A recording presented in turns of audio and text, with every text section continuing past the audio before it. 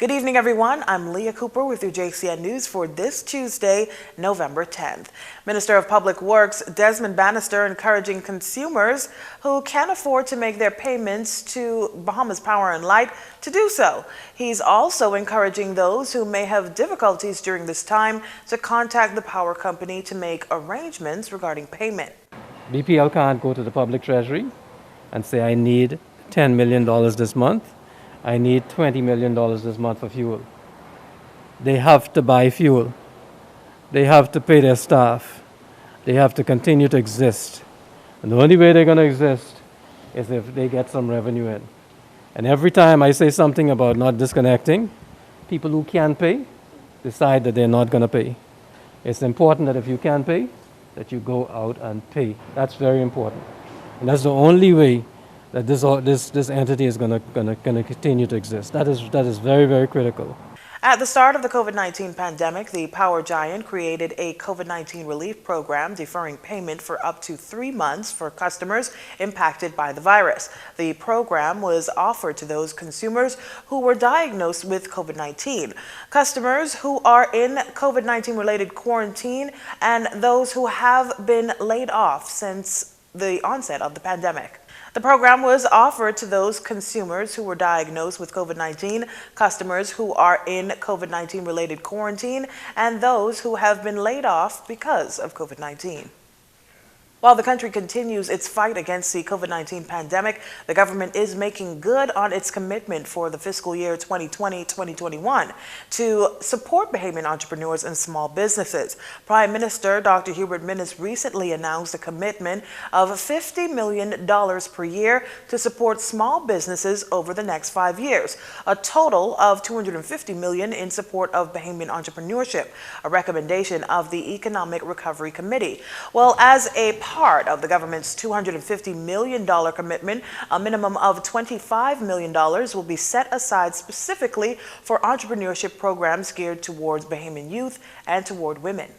Through the Access Accelerator Small Business Development Center, or SBDC, a new small business grant program has been launched to provide grants of up to $5,000 to Bahamian entrepreneurs to start a business or to expand their own small business.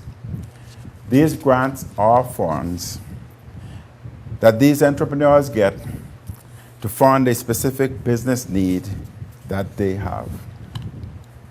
These funds do not, and I repeat, these funds do not have to be repaid.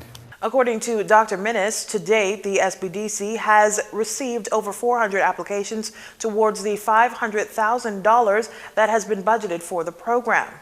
The response has been so positive that the SBDC has shifted its budget to add an additional $500,000 to this program to bring the total allocation to $1 million.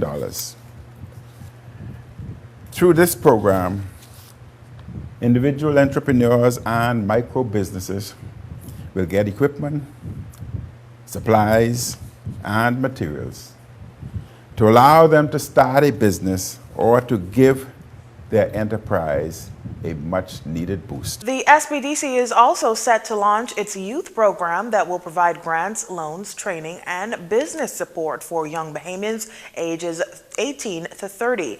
Dr. Minnis says that the government wants to nurture the sense of entrepreneurship and ownership, as young applicants also require substantial training and business support to turn their dreams and ideas into viable and sustainable businesses.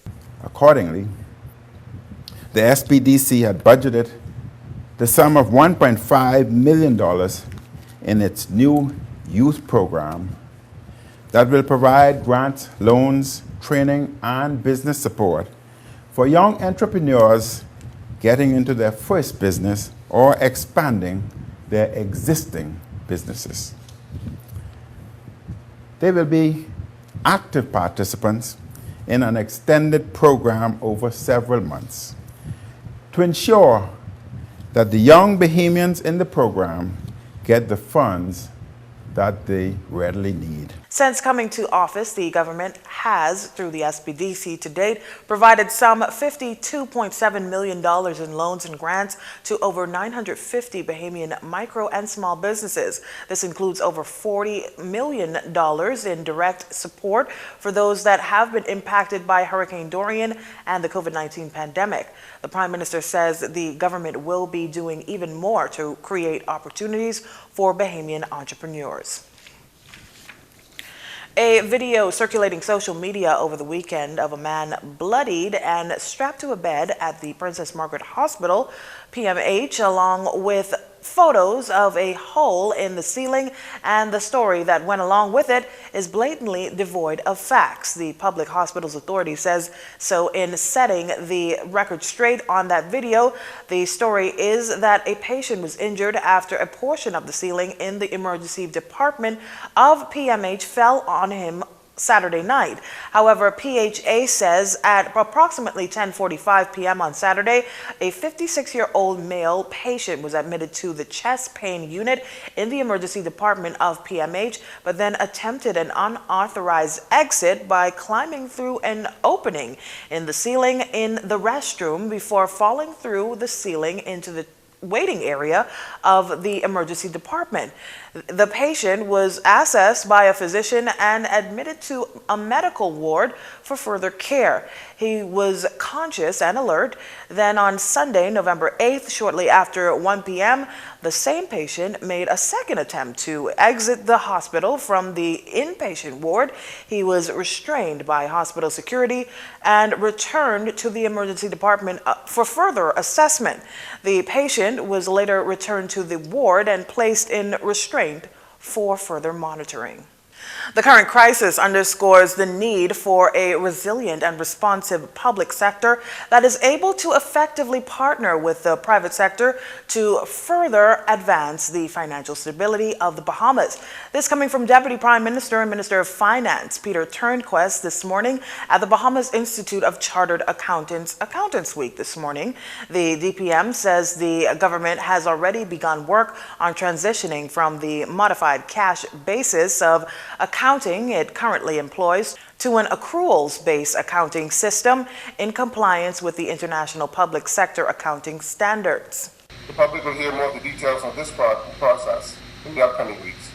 However, I'm pleased to announce today that a roadmap has been developed for the transition to full IPSIS reporting by the end of 2020-2023 fiscal year.